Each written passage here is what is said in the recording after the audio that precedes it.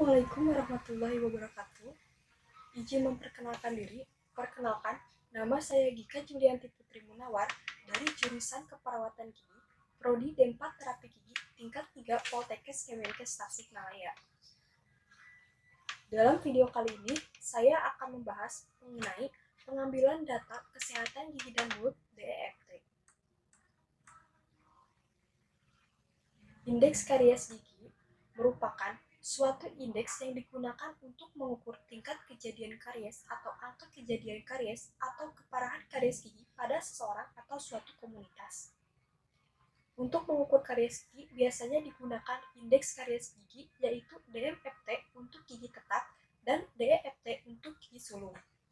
Indeks ini merupakan yang paling banyak digunakan dan dapat diterima secara universal. Indeks DMFT diperkenalkan oleh Klein dan kawan-kawan pada tahun 1938 pada saat mempelajari distribusi karies pada anak-anak.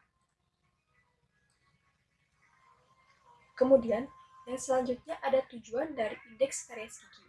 Yang pertama, untuk mengetahui jumlah gigi yang terkena karies. Yang kedua, untuk mengetahui jumlah permukaan gigi yang terkena karies. Yang ketiga, untuk mengetahui angka mempertahankan gigi.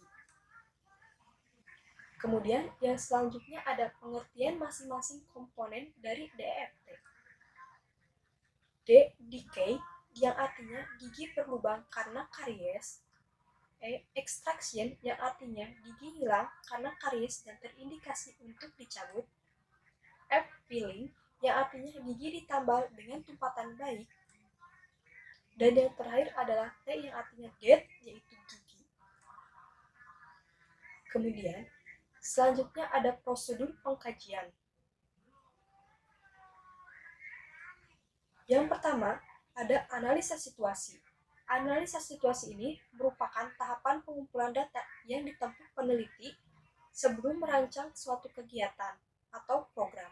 Analisa ini situasi yang bertujuan untuk mengumpulkan informasi mencakup jenis dan bentuk kegiatan.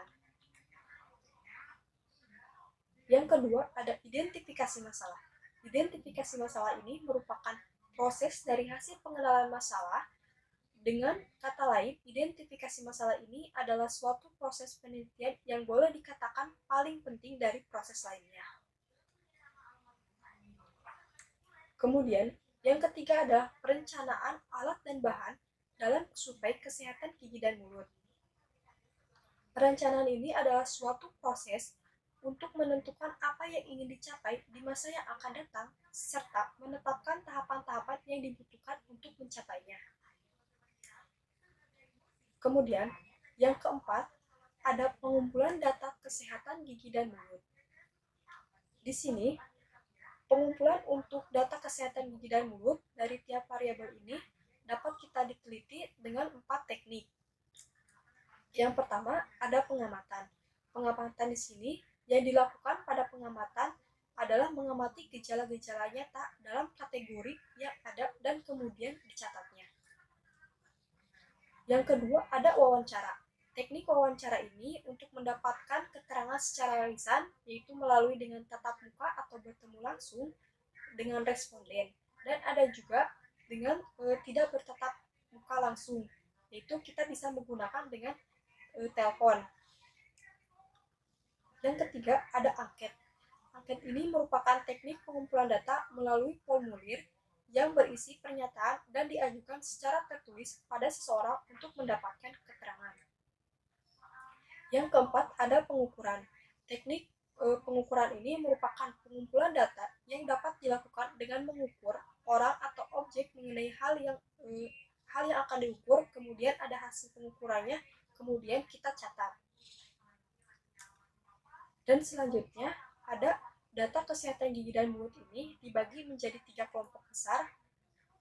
Yang pertama, data tingkat pengetahuan tentang cara memelihara kesehatan gigi dan mulut. Di sini kita menggunakan kuesioner yang terdiri dari pertanyaan-pertanyaan terbuka dan tertutup. Yang kedua, ada data keterampilan, perilaku, atau kebiasaan untuk memelihara kesehatan gigi dan mulut. Di sini kita melakukan observasi secara langsung dan menggunakan kuesioner juga. Kemudian yang ketiga, data status kesehatan giginya. Yang selanjutnya adalah pengolahan data. Di sini ada 4 tahapan. Yang pertama ada editing, yaitu memeriksa kuesioner-kuesioner atau formulir yang masuk, apakah dapat dibaca, apakah semua pernyataan telah dijawab, apakah ada ketidaksesuaian maupun kesalahan-kesalahan dalam memeriksa atau pengisian kuesioner. Yang kedua, ada coding, yaitu data yang terkumpul diubah bentuknya ke dalam bentuk yang lebih ringkas dan dapat digunakan dengan menggunakan kode-kode, sehingga lebih mudah dan sederhana. Yang selanjutnya ada transferring, yang artinya data yang berupa kode pada kuesioner tadi dipindahkan ke dalam suatu media yang lebih mudah atau kemudian dapat ditangani dengan mudah. Pengolahan data ini dilakukan secara manual, mekanisme, dan elektronik. Pengolahan data secara manual atau mekanis, data yang telah diberi kode tadi kita pindahkan ke dalam pushcard atau media masuk lainnya. Yang terakhir ada tabulating.